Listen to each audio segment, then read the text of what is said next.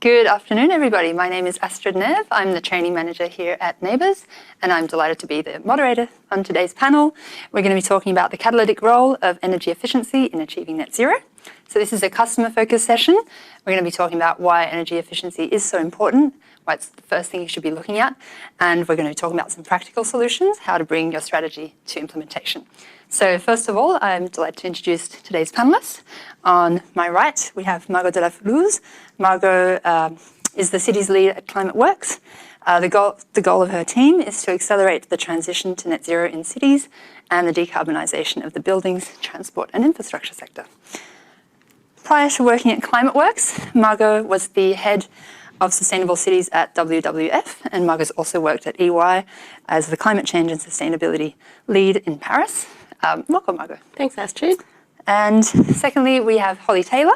Holly's the head of projects at the Energy Efficiency Council. So her team works on strategic projects to build the market for energy management.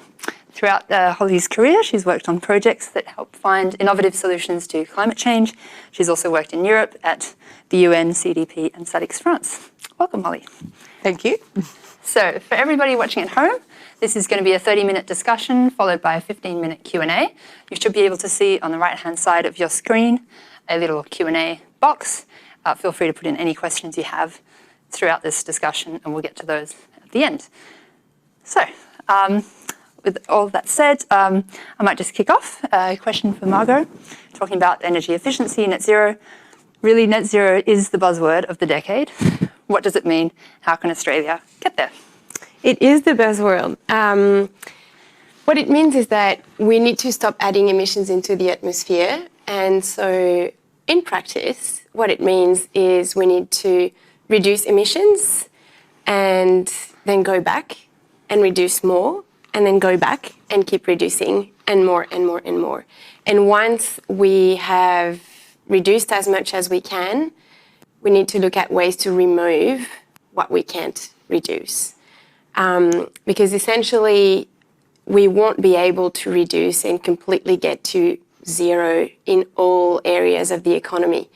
And so these residual emissions that will still be adding up into the atmosphere will keep creating global warming, and we can't afford that. We need to avoid those emissions those small residual emissions to keep adding up. So for that, we'll need to look at ways to remove them from the atmosphere.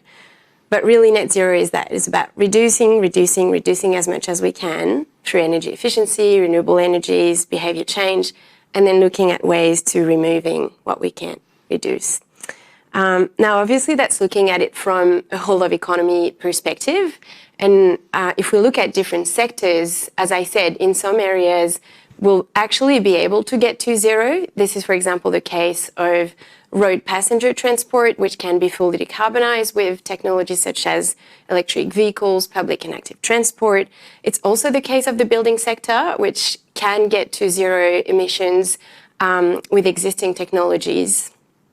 But other sectors will be much harder to fully decarbonize. For example, long-haul transport, heavy industry. And so in those sectors, you can reduce, but it's likely that you will still have those residual emissions. And so there, we'll really need to look at ways to offset or sequester that carbon, for example, through nature-based sequestration. For Australia in particular, what it means, net zero, is that we can achieve it. Our decarbonisation futures modelling at Climateworks shows that Australia has a pathway to net zero. We can achieve net zero by 2050, which would be consistent with keeping temperature rise in line with a 2 degrees increase globally. Our modelling also shows that we can achieve net zero by 2035. And that would keep us in line with an increasing global temperature of 1.5 degrees. That would be Australia's fair share to the global efforts of achieving the Paris Agreement. And so we've shown it's possible. For the building sector in particular, whichever scenario you're going with, the building sector is the first cab of the rank. It can and should get to zero emissions by 2035 at the latest. The reason why it's the first cab of the rank is that we've got the technologies, we know what we need to do, they're cost-effective, readily available. It's just a matter of deploying them really widely. Mm-hmm. And in the context of moving towards 2050 Paris Agreement, what is the role of energy efficiency in achieving net zero? Great question. I'll refer to the IEA scenarios. So the International Energy Agency put out their net zero emissions roadmap. And what they've shown in that roadmap is that to achieve net zero emissions globally, we're likely to have a very sharp increase in electricity demand, right? We need to electrify massively. That increase essentially is going to go from 25,000 terawatt hours of electricity demand today to 60,000 in 2050 in the net zero emission scenario. What the IEA also says is that if you don't do energy efficiency, you will go up to 80,000 terawatt hours. So roughly the equivalent of today's global electricity demand. It's huge. And so clearly it's showing us that energy efficiency is a very cost-effective way, but not just cost-effective, socially desirable way as well to contain electricity demand rise, and with that, contain the amount of money we need to put into network investment, and that's all taxpayer money that should be saved as well. So the role of energy efficiency is very significant, and particularly in that spirit of reducing before we go to removing. Holly, Margot's really made the case for energy efficiency as part of the solution. Why should we care about it so much if we can decarbonise with renewables? Well, I think we can just listen to Margot's battle cry of reduce, reduce, reduce, but why should we care about it? Simply put, a lot of people come up to me and indeed a lot of colleagues that work in the climate and energy space to say, well, we can just switch everything over to renewables. We've got so much solar and wind in Australia. What do we need to do energy efficiency for?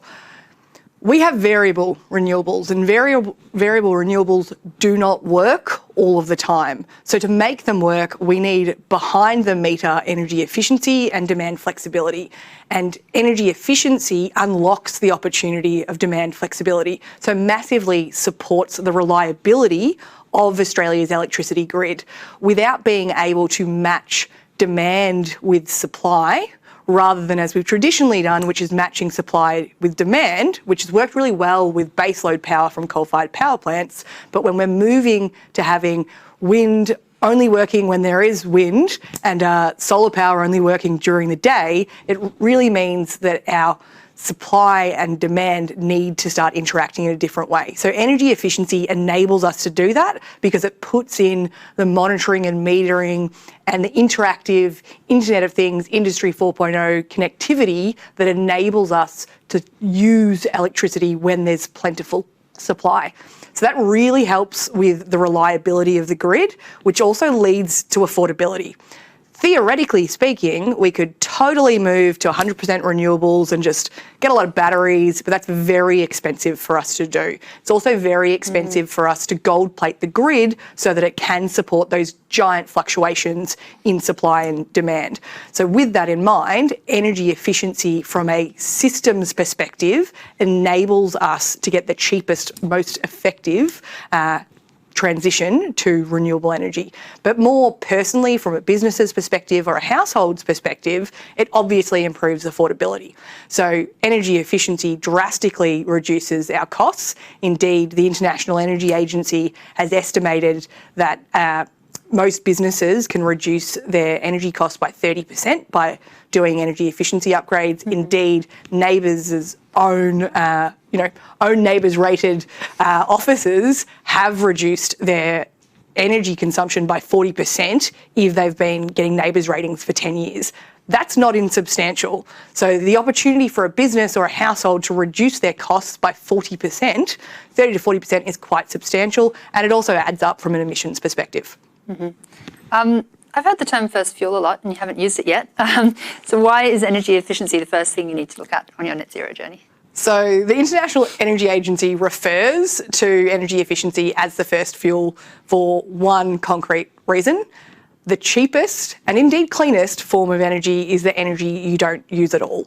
So the first option for everyone should be reducing your energy consumption. And this doesn't mean turning off lights and not using them or turning off heating and cooling.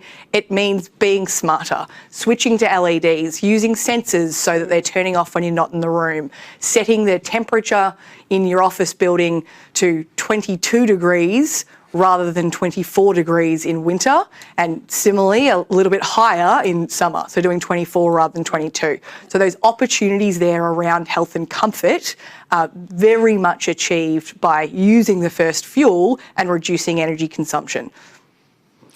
I'd like to go on to some practical aspects. So energy efficiency really, we've spoken about it a lot now. It's clearly the first thing you should be doing.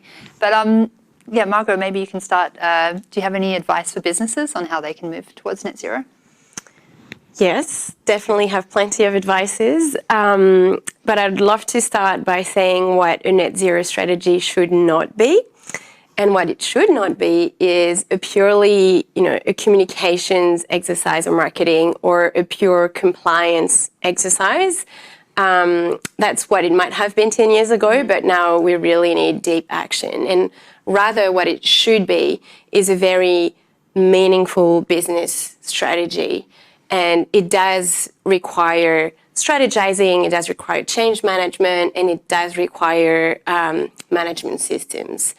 So I just wanted to start with this because I think we've noticed, and I think a lot of businesses have actually come along that journey now and are tackling net zero and climate issues in a much more meaningful way. In terms of the key components or key elements of a net zero strategy, I think the first thing you need absolutely is leadership and good governance that really embeds responsibility and buy-in for climate issues and net zero at every level of the business. And it starts with board. It starts with board and executives, and for example, it looks like having the board clearly tasked with a committee on net zero or a board member clearly tasked with it. But not just that, it needs to be decentralized. It needs to be everyone, everywhere, not just the sustainability manager. So, asking questions such as, does your CFO have net zero related performance indicators, and CEO and COO? So really having that net zero goal embedded everywhere in the business is very key, just like we've had economic metrics embedded everywhere for decades. So that was the first thing. The second thing is having the need to have a very robust science-based strategy. For your sector or your business, you need to be across what is the best practice in the sector, where are the main sources of emissions for my business, and here you really need to look at mapping emissions across the whole value chain, not just in your operations, but looking at your products and services and what are the emissions that are related to this, but also what about your suppliers. So it's really mapping out these sources of emissions so that you can start addressing the bigger sources and prioritizing. And that's also looking at risks and opportunities. What are the risks that your business poses to climate change and the planet, but also, importantly, what risks does climate change pose to your own business, and or what are the opportunities? So really embedding a strategy in that very fine understanding of sectoral and global best practice and evidence. Then, once you've got this, you can really craft your own plan and have targets. And there, essentially, we see quite a few specific best practice that I want to outline. The first one is the need to have a long-term target, net zero 2050, but as I've said, for Australia, the real fair share in 1.5 degrees aligned target is net zero 2035, and for the building sector, in both cases, it's being zero emissions by 2035 at the very latest.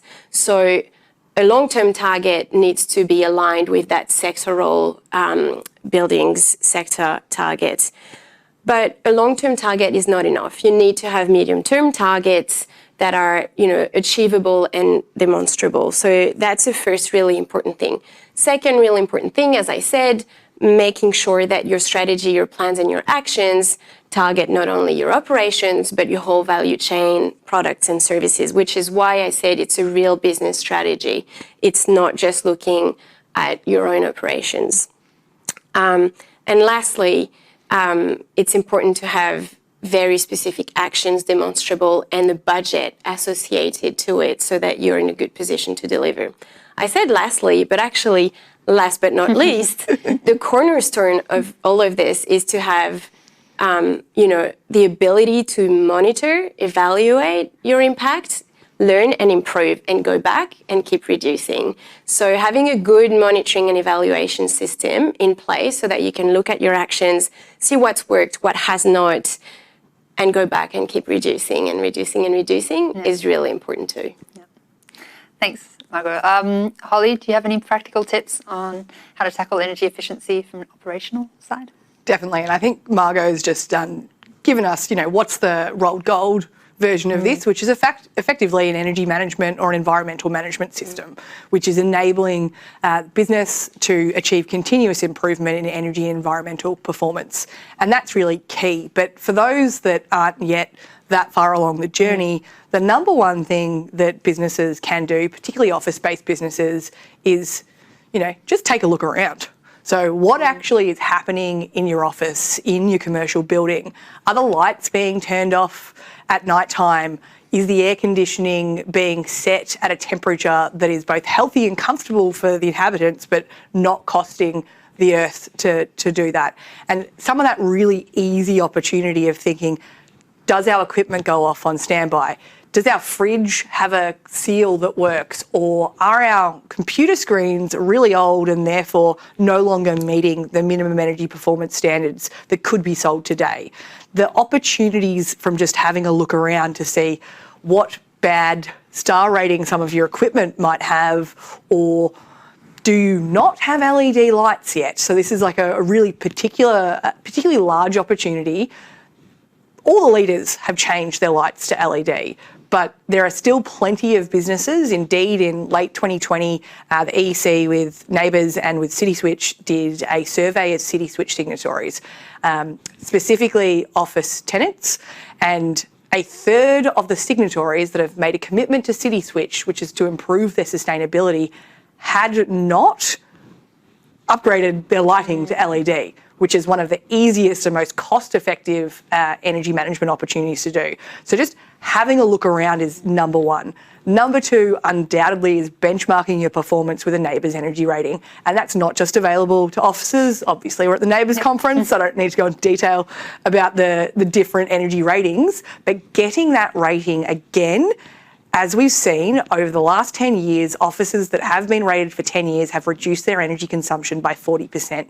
And that's because they're able to baseline where they're at with that monitoring and evaluation and go, oh, okay, so our competitors are doing better than us, so they must have done something. And they can talk with an expert and go, should we be improving our HVAC, so our air conditioning system? Should we be introducing sensors to turn off the lights at different times? Do we have an issue with shading on the outside of our building that it's making us too hot in summer or too cool in winter? So those types of opportunities can often be really cost effective and make huge improvements. But last but not least on that journey, the big thing is really adopting energy management as a discipline. And by that, I mean energy efficiency, I mean everything to do with how a business consumes energy. And this is where management systems come in. Now, there's international standards for this, ISO 50001 for energy management systems and ISO 14001 for environmental management systems. There's no need for any office-based business or indeed any commercial building in most instances to get that international certification. But adopting the principles of management systems that Margot's just gone through, so that executive buy-in, that engagement throughout the team, having action plans, having targets that underline those action plans, having that continuous improvement mindset is really useful for being able to see activity after activity and, noting things like the fact that minimum energy performance standards have improved for a lot of office equipment. Indeed, minimum energy performance standards have improved for air conditioning units. What might have been updated 10 years ago could have come leaps and bounds in terms of technology. And when we talk about identifying opportunities, an energy audit is recommended to be done every 3 to 5 years because that's how fast the technology is moving, and that's where there's opportunity to really make some of those easy, quick wins from energy efficiency. So as a real wrap up, start with what can be seen, benchmark your performance with a NABERS energy rating, and last but not least, adopt energy management as a discipline. Thank you. I might head on to some questions and see what's been sent in. Awesome.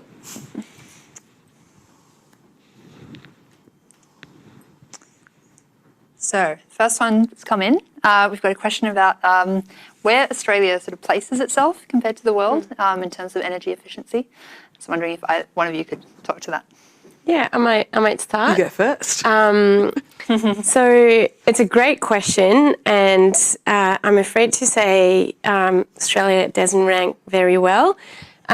Recently, the American... quite poorly. So it's not just very well, it's quite poorly. Well, I'll let an Australian say that. I don't take that responsibility. Recently, the American Council for an Energy Efficient Economy released their international scorecard, and they're looking at the 25 biggest energy consumer countries in the world. Australia ranks 18, quite poorly, out of 25. Now, that's a broad scoring that looks at 4 main components. There's broadly what they call national effort. They look at transport, buildings, and industry. I'll sneak it in here. We do extremely poorly in transport. We get 2.5 points out of 25. I won't get into this, but look at it. It's a really interesting report. On buildings, Australia is more in the middle of the pack, but worth noticing, we're behind the EU, behind the UK, behind the US, Canada, and even China. So there's scope to improve in buildings. What's really interesting to note is that actually we get all the points for energy efficiency of commercial buildings. Why is that? I think NABERS has a really big impact in that space. On the other end, we do really poorly for the energy efficiency of the residential building stock. And so I let you sort of guess what the differentiating factor is, but I kind of wish we had a real equivalent of NABERS in the residential sector so we could score a bit better. So room for improvement on the global ranking. And it's probably worthwhile noting on that, like this is the disclosure that's enabled by NABERS is world leading. It's world leading, not just for commercial buildings, but more broadly for anything that uses energy. And I feel comfortable saying that because obviously I'm not employed by NABERS.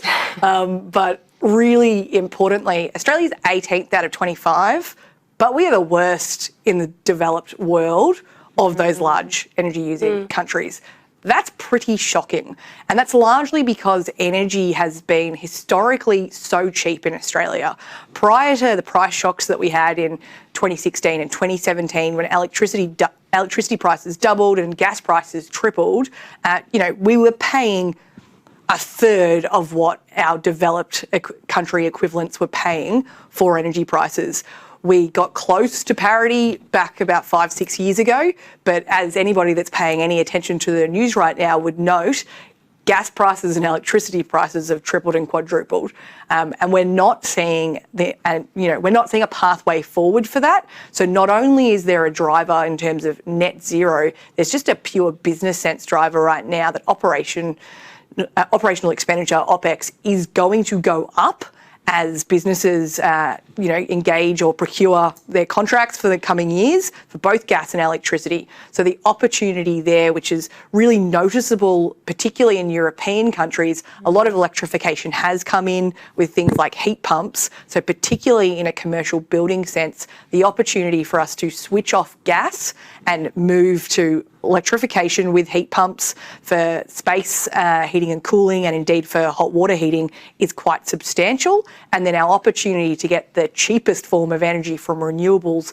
to back that up is quite substantial. So immediately right now, not only do we rank poorly internationally, but there's huge opportunity for us to improve our international ranking and improve our businesses' bottom line and our carbon footprint by rolling out energy efficiency and electrification hard and fast.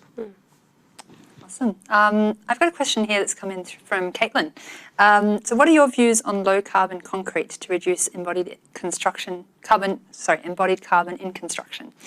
We have seen councils refuse its use in new industrial schemes through development applications as they don't trust the new technology. Very interesting. One of you like to comment on that? I would say you go first, given it's more in your remit than mine. Yeah, definitely. Yeah. So it's a great question because embodied emissions, so the emissions that are built in really the materials of buildings or infrastructure, are very significant. And once we decarbonize operations of buildings, we're still left with those emissions that are built in the infrastructure itself. So to go to green cement, I am not the expert and the engineer to tell you how reliable it is. What is sure is I think there's definitely an enormous opportunity to get those less carbon intensive materials, test them and demonstrate them. And we're talking about cement, but we see a massive momentum in timber construction as well. And definitely these are things that we need to look at. One other thing I wanted to say, though, is, this is getting into circular economy and how we also make sure that we reduce the need for new material, whether it's more green or not. And there's a very significant need for renovations in Australia. We mentioned the fact that the building sector as a whole needs to get to zero emissions by 2035 at the latest. Well, obviously for new buildings, it means that very quickly and before the end of this decade, we need to move to zero carbon new builds. But the elephant in the room is all our existing building stock, which is, for some of it, very, very poorly, performs very poorly in terms of energy. And so in that space, there's a massive opportunity, both from a carbon emissions perspective, but most importantly, from a health, comfort, and savings perspective, to look at renovating these existing buildings. And I think in that space, looking at renovation is another way that we can actually reduce demand for all these extra materials, whether or not they're green. But definitely looking for alternatives that perform better is going to be critical. And to the point of Caitlin, I think, it's important that the public sector lead some of this to test on, some flagship buildings, test these materials to provide that confidence to the market and showing it works.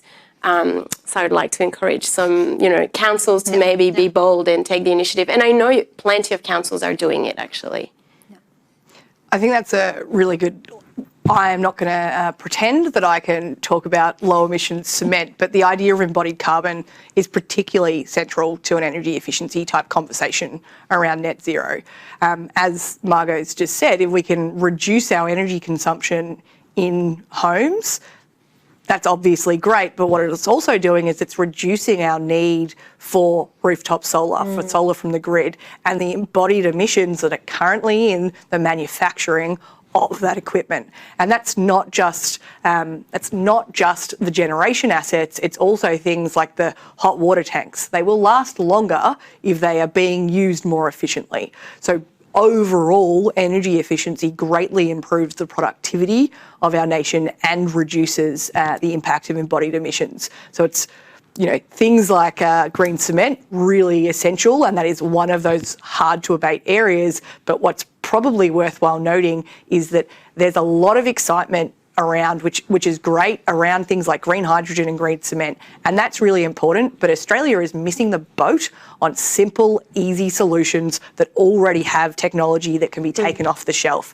And a lot of that is, again, electrification of space and water heating, and indeed space cooling with heat pumps. Getting insulation into our buildings again, making sure that buildings are designed so that they are using thermal performance from the sun in the best possible way. If we're thinking about this actively, we're massively going to be reducing our demand. And the opportunity for councils to be making commitments and indeed businesses to be making procurement decisions, not necessarily around green cement, though that's a great opportunity as well, but saying we're only going to purchase high efficiency equipment. Yep. We're only going to build buildings with double glazed windows and with like above the minimum standard for insulation. That's what's really key. And this is by and large cost effective measures that will help businesses and indeed households. I might just add on that point. I think overall what we're saying also is that there's a great opportunity for governments, not just local governments, to support this market move to more energy efficiency, to more efficient material through procurement. And they're really setting the rules and the expectations. What we're seeing is the industry is quite ready in a lot of, the areas of the market. They just need the signals and the triggers, and procurement is one of those triggers that through which we can really embed best practice everywhere. So really big opportunity here for federal, state and local governments. Yeah. I have another question here which is something everybody has an opinion on, which is offsets. And I was wondering if one of you would like to talk a little bit about the role of offsets in working towards net zero. So I'm controversial, but keen to take this first. Yeah. Margot has repeatedly said today that the building sector needs to get to zero emissions, not net zero emissions. And that's really key. The building sector in Australia can get to zero emissions with technology that's available now, and that's electrification and using renewable energy. What's really key with how offsets should work according to science-based targets is you need to reduce everything first, switch over to clean energy, and then offset whatever you cannot reduce. It's the last thing you do. And it's really important that when we're talking with businesses and supporting them with their net zero strategy, that we stress the importance of doing everything they can up front. What's also really important to note is that 80% of Australia's emissions come from energy. That's 80%. That's the vast bulk of it. That does not need to be offset. If you're using gas right now and it's low temperature, it can be electrified. If you're using high temperature gas, we are working on biofuels, we are working on green hydrogen, and we'll need more time, but eventually that will move to a green option. There are certain things, particularly in agriculture, that we are not going to be able to decarbonise, particularly in industrial processes, that we're going to need those offsets for. But there's only a certain amount of land that we can use reforestation and use carbon sequestration in the soil. So whilst it's great for businesses to off the bat say, cool, I'm going to switch to green power and buy offsets, and we encourage you to do that, you cannot stop there because we can't PPA and offset our way to net zero. We need to think about energy efficiency first. We need to switch to green and only offset what we can't reduce. And by all means, right now, if your business says we're going to offset everything we're doing, that's great. You're in effect putting an internal carbon tax on your operations, and then it will further encourage opportunities to do energy efficiency and to electrify. And we would encourage you to advocate for your business to do that, because it will only further increase the business case for doing energy efficiency upgrades. I think we have time for probably one more question. We've got a new federal government that's been sworn into place. You spoke a little bit about disclosure, but what policies do you think would help bring the Australian industry further in the energy efficiency space? Would one of you like to speak to that? I'm happy to start. I'll mention three things. The first one is we need a zero carbon building code to be implemented by the end of this decade. We've got NCC 2022 this year, right? Hopefully that will lock in an upgrade of energy efficiency standard for residential sector. After that, we've got 2025 and 2028. We need to make sure that these two are getting us to that zero carbon building standard, so that we normalise zero carbon buildings for new builds and major renovations by 2030. First thing. The second thing is we are going to need a major renovation wave in Australia for reasons that we've mentioned already. And so there's a lot of scope for the incoming government to develop the renovation wave of Australia with support schemes. And we've got, an enormous amount of great examples worldwide that we can get in. The third thing is we need to embed continual improvement of performance in the market through things such as mandatory assessment and disclosure, minimum energy efficiency standards and requirements for rentals, and also minimum energy efficiency standards for appliances, for example, so that the market sort of keeps improving itself through those transparency and disclosure processes. And I would wholeheartedly agree with all of those things, but I think they're pretty good sector-wide, or economy-wide, I should say. If we were talking just about commercial buildings, NCC, number one, National Construction Code, need zero carbon buildings ASAP, not in 12 years, ASAP. In terms of commercial buildings, Commercial Building Disclosure Program, which currently requires offices above 1,000 square metres to get a NABERS energy rating, expanding that out to different types of commercial buildings is key. And last but not least, which we've touched on, is government leadership. The great news is the incoming ALP government has committed to decarbonising its operations by 2030, with the exception of defence. So the opportunity for us to upgrade all of the federal government's buildings in particular is quite huge. And again, we need to make sure that they're not just purchasing green power and offsetting the rest, that they are doing a massive wave or undertaking a massive wave of retrofitting of their buildings, which in turn will build the market for energy management products and services, lowering the costs for other businesses and indeed households to get those renovations themselves. Thank you. I don't think we have any other questions, so I was wondering if there's anything else you wanted to touch on before we wrap up. No? Okay. So as a thank you very much for answering all those great questions. Just as a bit of a wrap up, so we talked about net zero by 2050 is the pathway to Paris Agreement, but really that means that we need to decrease our global emissions by 50% by 2030. Spoke a lot about the property sector, which can and should be leading the economy by achieving more than that, its fair share of 50%. And energy efficiency and behind the meter activities are the way to go. So Margot, would you have a call to action? Or I feel like I'm going to sound like a broken record, but my call to action would be go have a look at, map your emissions and then look at your ways to reduce emissions and then remove what you can reduce. And I'd back that up. Yep. It's energy efficiency first. It's your first fuel. Just reiterating, the cheapest and cleanest form of energy is the energy you don't use at all. So looking out with that, metering and monitoring and looking what exists in your system and reducing that down to nothing is key. And there's plenty of people out there that are able to help you do that, which includes the NABERS team, it includes the EEC and our members, and it includes organisations like Climateworks. So looking forward to working with all of you to cut your energy and emissions. Thank you again to both of my panellists today, Margot Delafoulhouze and Holly Taylor. It was a pleasure to speak to you both. See you everybody at home. We'll see you all in the wrap-up panel.